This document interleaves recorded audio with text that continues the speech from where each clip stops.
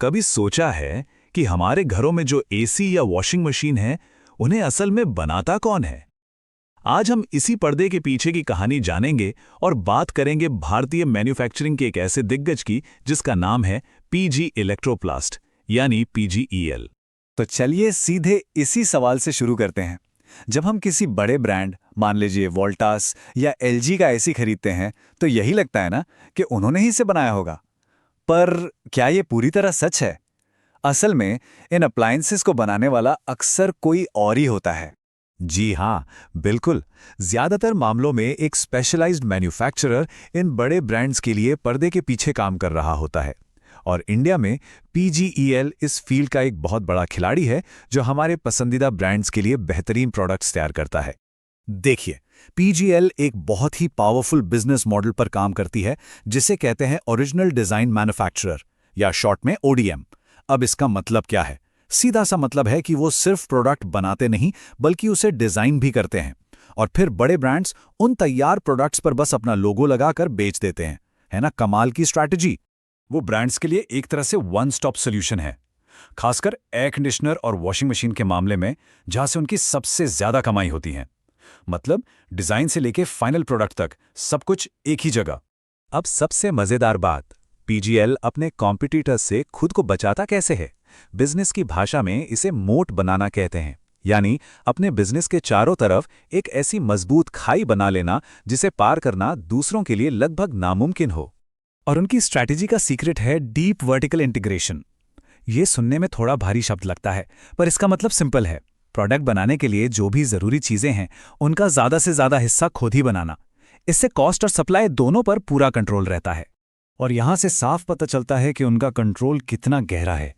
Plastic के पुर्जों से लेकर फाइनल एसी और वॉशिंग मशीन तक वो लगभग सब कुछ खुद बनाते हैं। इससे बाहर के सप्लायर्स पर उनकी निर्भरता कम हो जाती है, कॉस्ट कंट्रोल में रहती है और प्रॉफिट मार्जिन भी बढ़ता है।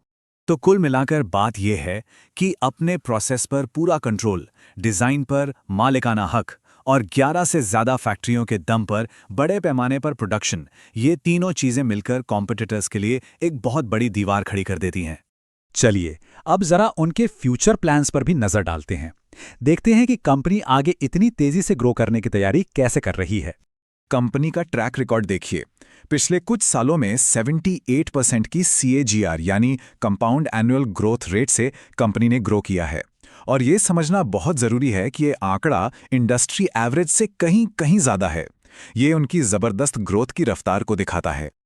और भविष्य के लिए उनके प्लान्स और भी ज्यादा एग्रेसिव हैं। आंध्र प्रदेश में एक नया रेफ्रिजरेटर प्लांट शुरू हो रहा है। इसके साथ ही महाराष्ट्र में 1000 करोड़ रुपए की एक बिल्कुल नई परियोजना पर काम चल रहा है। ये सारे कदम उन्हें नए बाजारों में घुसने और अपना बिजनेस कई गुना बढ़ाने में मदद करेंगे। उनकी स्ट्रैटेजी का एक और बड़ा हिस्सा है रेफ्रिजरेटर मार्केट में एंट्री। अब ये एक बहुत ही स्मार्ट मूव है। क्यों? क्योंकि एसी की बिक्री तो गर्मी के मौसम पे टिकी होती है, लेकिन फ्रिज की जरूरत तो साल के 12 महीने रहती है। इससे उनके बिजनेस का रिस्क काफी कम हो जाएगा। और इस ग्रोथ को एक और बड़ा बूस्ट मिल रहा है सरकार की तरफ से। मेक इन इंडिया और PLI यानी प्रोडक्शन लिंक्ड इंसेंटिव जैसी स्कीम्स पीजीईएल जैसी डोमेस्टिक मैन्युफैक्चरिंग कंपनियों के लिए माहौल एकदम परफेक्ट बना रही हैं। लेकिन हर अच्छी कहानी की तरह यहां भी कुछ ट्विस्ट हैं। इस शानदार ग्रोथ स्टोरी के साथ कुछ बड़े रिस्क भी जुड़े हैं जिन्हें हम अनदेखा नहीं कर सकते। पहला और शायद सबसे बड़ा रिस्क है मौसम पर निर्भरता। जैसा कि यहां दिख रहा है, कंपनी की कमाई का 60% से भी ज्यादा हिस्सा सिर्फ एयर कंडीशनर से आता है। इसका सीधा मतलब है कि अगर किसी साल गर्मी कम पड़ी तो उनकी सेल्स पर बहुत बुरा असर पड़ सकता है। और यहीं पर इन्वेस्टर्स के लिए एक क्लासिक दुविधा खड़ी हो जाती है। एक तरफ कंपनी की ग्रोथ जबरदस्त है, इसमें कोई शक नहीं, लेकिन दूसरी तरफ इसका शेयर प्राइस भी आसमान छू रहा है। लगभग 53 के PE रेशियो का मतलब है कि मार्केट को कंपनी से परफेक्शन की उम्मीद है। जरा सी भी चूक स्टॉक की कीमत में बड़ी गिरावट ला सकती है। कंपनी के अंदर भी कुछ कमजोरियां हैं। वो अपने कच्चे माल का लगभग आधा हिस्सा इंपोर्ट करते हैं। इससे वो करेंसी के उतार चढ़ाव और सप्लाई चेन की दिक्कतों के लिए काफी वल्नरेबल हो जाते हैं।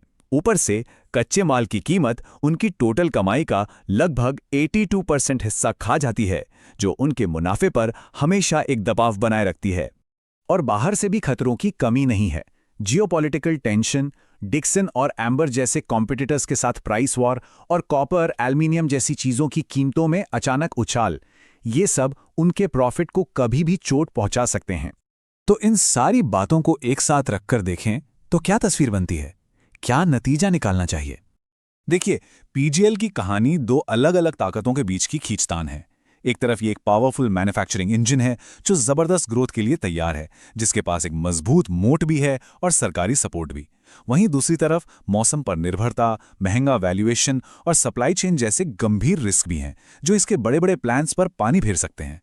और ये हमें एक आखिरी सोचने पर मजबूर करने वाले सवाल पर छोड़ देता है, क्या पीजीईएल एक मजबूत साम्राज्य बना रहा है, या फिर ये ताश का एक महल है? कंपनी भविष्य पर एक बहुत बड़ा दाव लगा रही है, और ये दाव सही बैठेगा या नहीं, ये तो सिर्फ वक्त ही बताएगा।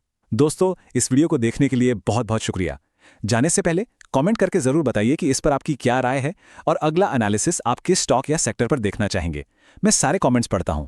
और हाँ, इस चैनल पर हम सिर्फ स्टॉक्स डिस्कस नहीं करते, बल्कि हर फंडामेंटल रेशियो को डिटेल में समझाते और सिखाते भी हैं, ताकि आप खुद कंपनीज को एनालाइज कर सकें। तो ऐसी ही डीप लर्निंग और मार्केट इनसाइट्स के लिए चैनल को अभी सब्सक्राइब करें और बेल आइकॉन दबाना ना भूलें। शुक्रिया, जल्द ही मिलते हैं। Disclaimer. Educational content only. Not SEBI registered. This is not a buy/sell recommendation. Invest at your own risk.